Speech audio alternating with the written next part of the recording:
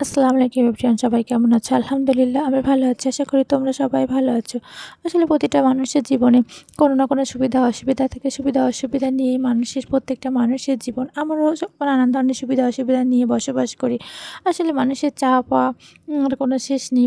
প্রত্যেকটা মানুষ যতই ধনী হোক না কেন তাদের কোনো না কোনো সুবিধা অসুবিধা আছে। আবার গরিবদেরও তো সমস্যার কোনো শেষ নেই। জীবন থাকলেই সমস্যা থাকবে। জীবন যতদিন আছে সমস্যাও ততদিন থাকবে।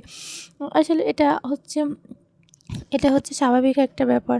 আমরা প্রতিদিন সকালে উঠি, রান্না করি, খাওয়া-দাওয়া করি, বাচ্চা-কাচ্চা দেখি, ঘুম পড়ি, আবার ঘুমায় পড়ি, আবার নামাজ পড়ি। আবার এরকম করতে, করতে একটা করে দিন যাচ্ছে, একটা করে জীবন থেকে স উম আ একটা করে মানুষের জীবন থেকে সময় চলে যাচ্ছে। আসলে আমরা এটা চিন্তা করি না। প্রতিদিন ভাবি কি যে জীবন থেকে কি যাচ্ছে, কিভাবে যাচ্ছে, এটা আমি চিন্তা করি না। আসলে আমাদের সবসময় চিন্তা করা উচিত আমাদের বয়স বেড়ে যাচ্ছে। জীবন থেকে একটা সময় আমাদের একটা দিনের হায়াত চলে যাচ্ছে।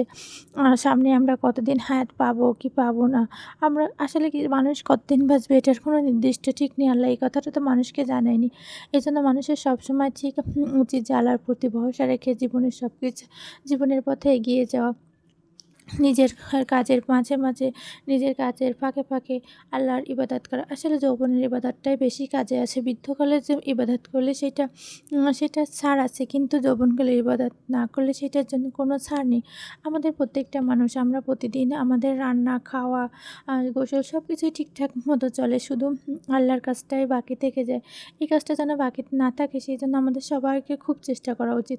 আসলে আমি প্রতিদিন চেষ্টা করি। আসলে আমার আগের জীবনটা অন্যরকম ছিল, এখনকার জীবন অন্যরকম। আসলে মানুষকে বিশ্বাস করেছি যত বেশি, তত বেশি ঠকেছি। সবার কাছ থেকে ধোঁকা খেয়ে তারপরে সবার কাছ থেকে ঠকার পরে আসলে তখন আল্লাহরে চিনেছি যে আসলেই তো আল্লাহ ছাড়া আর পৃথিবীতে কেউ আপন না। যারই আপন ভেবেছি সেই কোনো না কোনোভাবে ঠকাইছে। যাই হোক, আমি আজকে অনেক কিছুই রান্না করব। ভাবলাম আপনাদের সাথেও কিছু শেয়ার করি।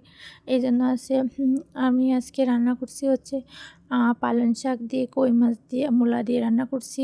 আবার আলু দিয়ে ঢেঁড়স রান্না করব। আর হচ্ছে মূলা ভাজি করছি। আর কই মাছ ভুনা করছি। যেহেতু আমরা মানুষ কম, তারপরেও আমি ভাবলাম কি যে অল্প অল্প করে রান্না করি। কারণ এই সবজিগুলো আমার অনেকদিন আগে ফ্রিজে কিনে রাখা ছিল। এইজন্য সব সবজিগুলো নষ্ট হয়ে যাচ্ছিল। এইজন্য ভাবলাম কি রান্না করে রাখি, খাওয়া হয়ে যাবে নি। আসলে রান্না ফ্রিজে অনেকদিন সবজি রান্না করলে সবজির স্বাদ নষ্ট হয়ে যায়। সবজি একটু কেমন হয়ে যায়। আমার এই ভেন্ডিগুলো এরকম হয়ে গেছিলো। খাওয়ার সময়ও বুঝলাম যে না, এটা বেশি ভালো ছিল না। যাই হোক, আমি এখন একটু বরবটিটাকে ভেজে নেব। আমি আলু দিয়ে বরবটি দিয়ে চিংড়ি মাছ দিয়ে ভাজি করে নিব।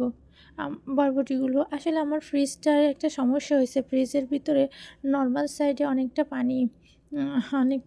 বরফ জমতেছে। এই কারণে কোনো সবজি-টবজি রাখলে ওই পানির ছোঁয়া লেগে ওইগুলো নষ্ট হয়ে যাচ্ছে। এজন্য আমার সবজিগুলো ফ্রিজে রাখার পরে হালকা, হালকা পানি ধরছিল। এইজন্য যেগুলো পানি ধরছিল ওগুলো ফালাই দিয়ে বাকি যেগুলো ছিল আমি অল্প, অল্প করে রান্না করে নিছি। এরপর আমি কই মাছটাকে ভেজে কই মাছটাকেও রান্না করব। আসলে আমার ফ্রিজে এই সমস্যাটা কেন হচ্ছে আমি জানি না। আপনাদেরকেও যদি জানা থাকে আমাকে জানাবেন।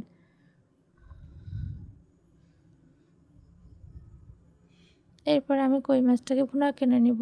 আসলে এটা আমাদের নিজেদের মরিচ, এজন্য এত সুন্দর কালার আসে। আমি মরিচটা নিজে বাসায় থেকে ভাঙাইছি। যাই হোক, এই যে কই মাছটা ভুনা হয়ে গেছে।